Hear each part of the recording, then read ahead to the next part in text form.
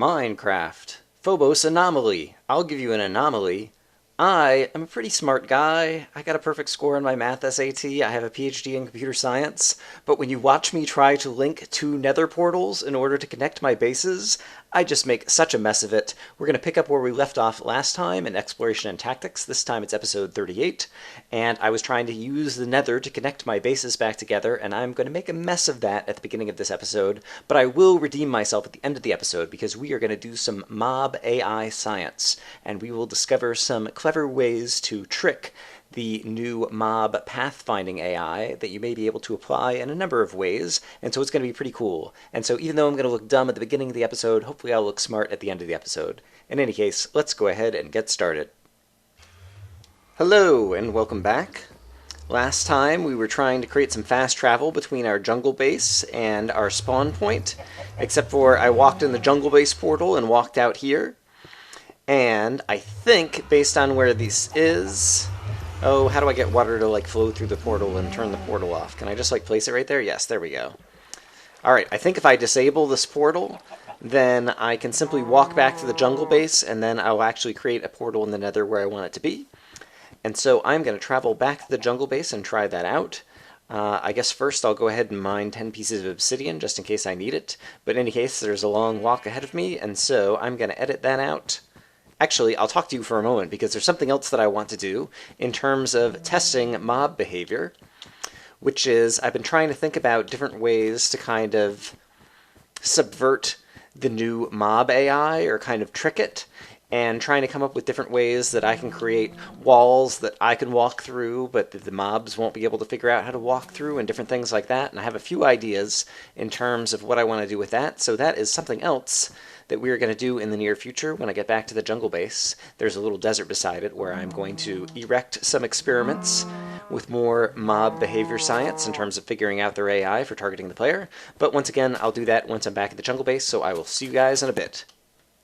On the walk back, I saw this cool-looking cave system with a waterfall going into it that I don't know that I had noticed before.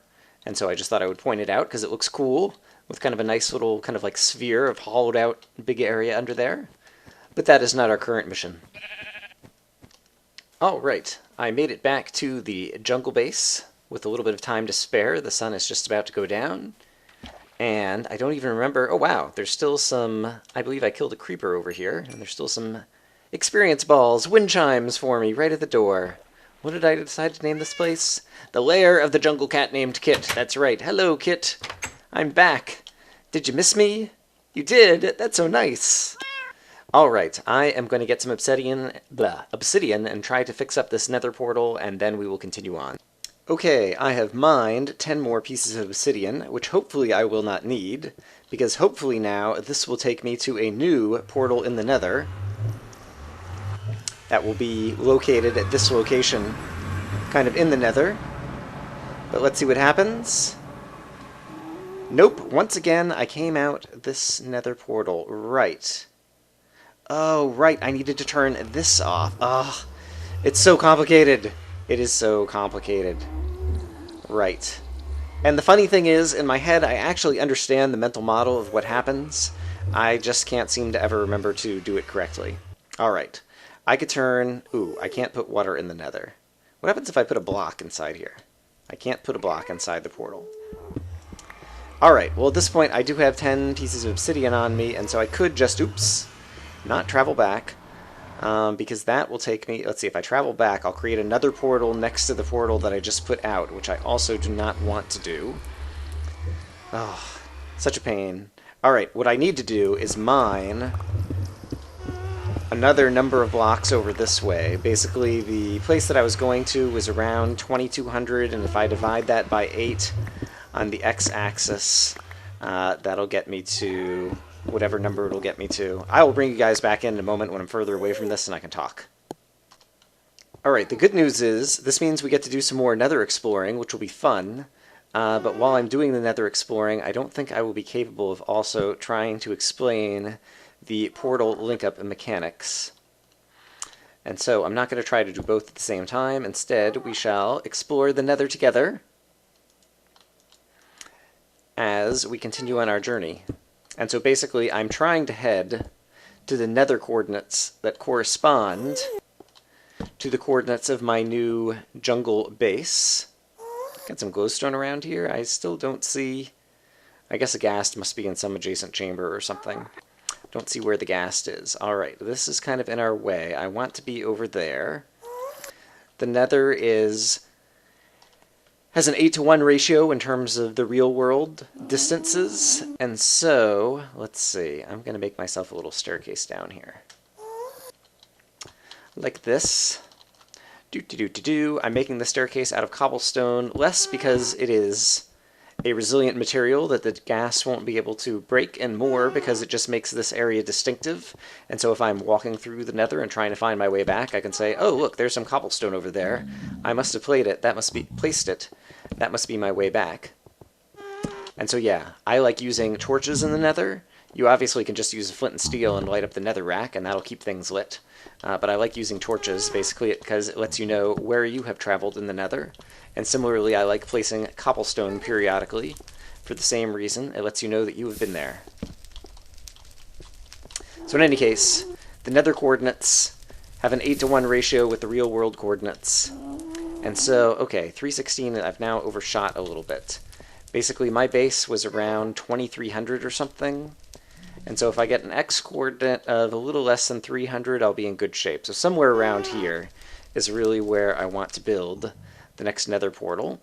And I like building my portals in an enclosed area, and so I will just build it into the side of this over here. And so I'm going to carve out a space and build a portal, and hopefully this will bring us right back to Kit. So I will see you guys in a moment.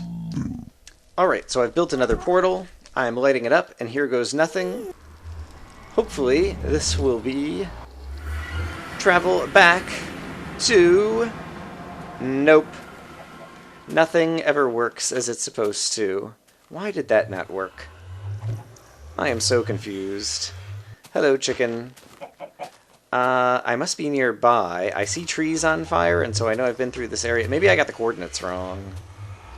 Oh, dear. Dear, dear, dear. Alright, it's nighttime. It looks like it's about to be daytime, which means west is this way since the sun is rising over here. The fact that the sun is rising means this won't be too terribly... Alright, I'm going to walk back to the jungle, and I'll see you guys in a minute, and hopefully unmake the mess that I always manage to make of trying to connect my different bases through the nether. So I'll see you guys in a bit. Oh, I can see a jungle right over here. Wait a minute. Maybe I'm closer than I thought. Alright, we are back once again. It is more obsidian for me. And then we're going to do this right. Alright, I've got 10 more pieces of obsidian in my inventory. Once again, this time I'm going to hit F3, write down these coordinates, and actually do the math and have the exact coordinates I need. So I will be right back. Alright, so I'm stepping back through the portal. In the nether, I need -327 and -13 as coordinates. Of course, I came back into the portal that I just created the last time, which was not quite far enough along the x-axis. And so this time we will try to go to an x of -327, which should be probably somewhere right over here, actually. Oops! Hello, ghast. I'm not afraid of you because I own a bow and arrow. And with any luck, I might actually be able to hit you. I just need to remember to aim at the bottom half. There we go, because that's where a ghast hitbox is. Alright, and so x of -326, perfect. Z is getting smaller, and so a z of ideally about 13 will be kind of down in the lava over there. And so anywhere right around here. Of course, I don't want to say anywhere right around here, because I thought just right over there, which wasn't very far away, was going to be close enough. But I think perhaps this will actually be close enough. I am once again going to kind of like dig out a place for my portal, so it is not going to get hit by gas fire immediately, and then I will see you guys in a minute. Okay, this time, if this portal does not take me back to Kit, I will be very upset. But I'm pretty sure it will. So, let's see where we end up. Hooray! I am back in the house. Okay, and let's make sure that links up all the way through, and so if I go back through this portal, now hopefully I will actually end up in the same portal, yes, that I just kind of dug up under the earth, right next to this place where I can fall in the lava and where I shot a ghast. Okay, great. So now we actually do truly have a portal to the Nether over here. Alright, that is progress. I did not intend to spend that much time on this. What I really want to do is play with more mob AI, so I'm going to get prepared to do that and see you guys in a moment. As you may or may not know, in the 1.2 update, not only are there stairs, but now you can place stairs upside down. Basically, if you're kind of standing below the brick as you try to place them. Let's see if I can do this. Great, I can place them upside down stairs like that.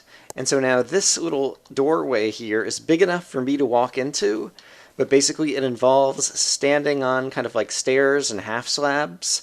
And so I'm wondering if the mob's pathfinding AI will be able to kind of like see this and figure this out. And notice that there's an opening here that they'll be able to kind of fit through and walk through. And so basically I'm going to erect a little bit of a wall and then walk through here with some mobs at night and basically see if they chase me through the little hole right here, or if they end up trying to walk around the wall because they don't realize that they can fit through here. And I'm going to do the same thing with half slabs as well. So let me finish building this wall, and then we'll be able to test it at night. So for this door, I'm going to have a half slab on the bottom and an upside down half slab on the top. And so once again, it's just big enough that me and the mobs will be able to fit through. This one I'm thinking that they'll be able to walk through because it's just kind of normal square and they know that they can walk up on half slabs. This one I'm less sure because it's kind of like between two squares. Like this is a stair you can't walk on, this is a stair you can't walk on, but kind of in between these stairs you can walk on. And so that is kind of my hypothesis going in. But who knows what we'll find when we actually test this out. I need to wait for the sun to set. It's still around high noon. And so I will see you guys in a minute. Speaking of new things in the 1.2 update, I think this is new in 1.2. So you have these little dead shrubs that grow in the desert that if you punch, you just destroy. But I think now you can pick them up with shears. Yes. And I think that's something that's new. And it is just listed as a dead bush. And then I believe I can go and place a dead bush somewhere else. And so we could create a whole kind of like little big bush of dead bushes if we wanted to. Craziness. While I'm killing time in the desert, this was just something I noticed and something we haven't talked about, and so there you go. Dead bushes. In any case, still waiting for the sun to go down. See you guys in a minute. I just saw more cats spawn, like right out here. I'm pretty sure I just saw them spawn. There's 2 cats right here. And I don't know that I have any of my fish. I would like to get more cats. The sun is just about to go down. And so all of a sudden this was not on the itinerary, but if the cats are right there, I would like to tame some more. And so I do have 8 more raw fish. And so we're going to see if we can tame some more fat cats right now. Hello. Would you like a fish? Oops, I hit him. I didn't mean to hit him. I meant to feed him the fish. Now he runs away. Come back, I have fish. I'm a nice guy, really. I just clicked the wrong button. I left-clicked rather than right-clicked. Fish. Fish.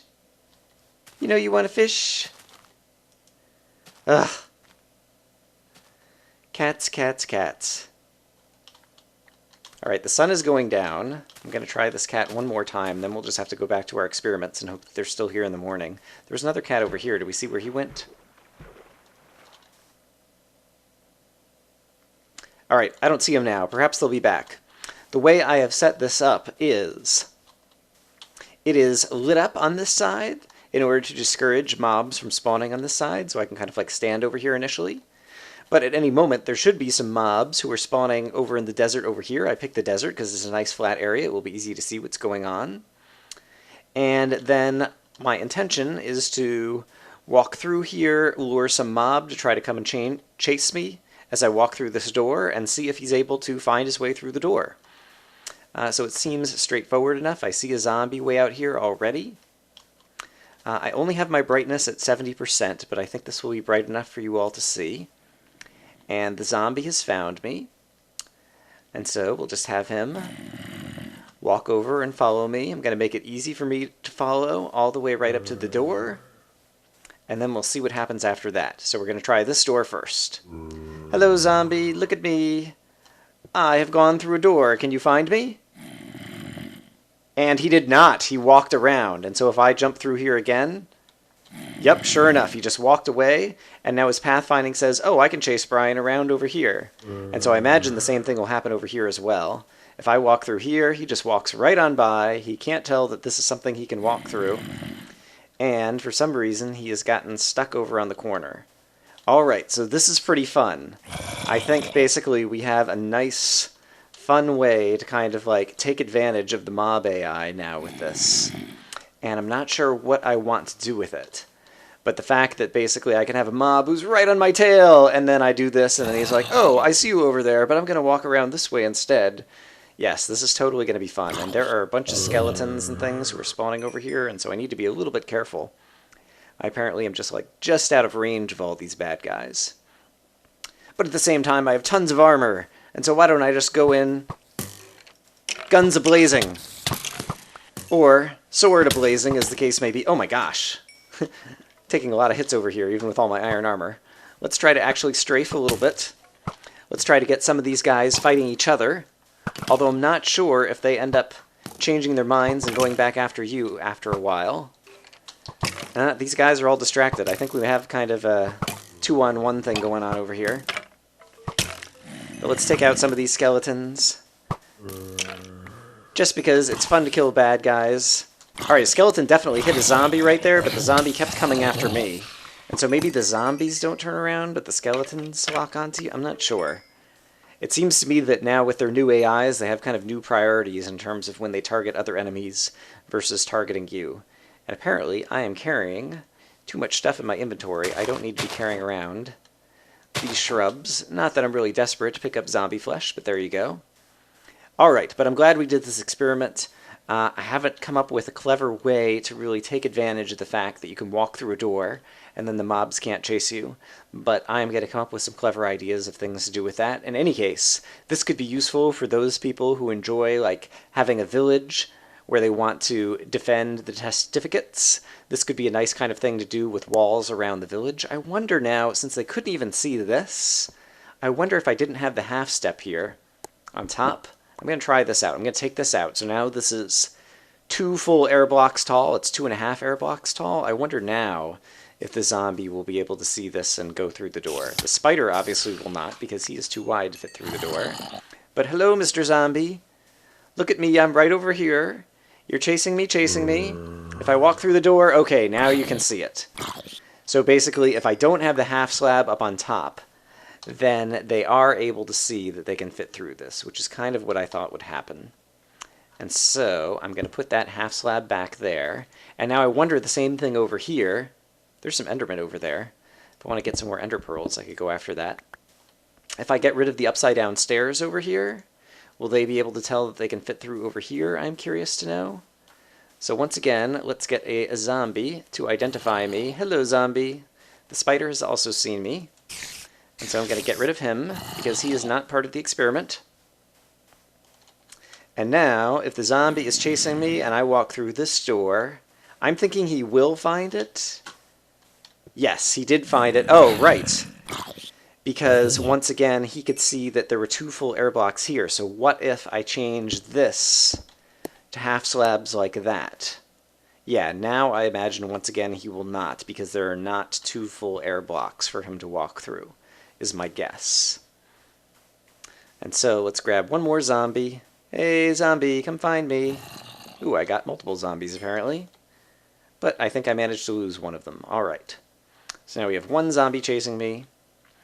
And now I think once again he will not be able to chase me through this hole, because he will not see 2 air blocks, one right above another, and will not figure it out. Yep, sure enough, he decided to go another direction. He's going to go around this corner and get lost, just like they all do. And so I'm really not sure why that happens. I'm not sure if when they get out of sight for a certain amount of time, they get lost, or what happens over there. Alright, but this is interesting. So it seems basically if you have 2 vertical air blocks, even if they're between half slabs, that's enough for the mob pathfinding to find you. But if there aren't full air blocks because, for example, there's 1 full air block and then a half slab above and a half slab below, like there is over here, Or something over here where you have staircases where it's kind of inside a quarter of a block over here and a quarter of a block over here. That seems to fool the mobs. So that was fun and interesting. And yes, I have to check on the time, and we'll see what's up next.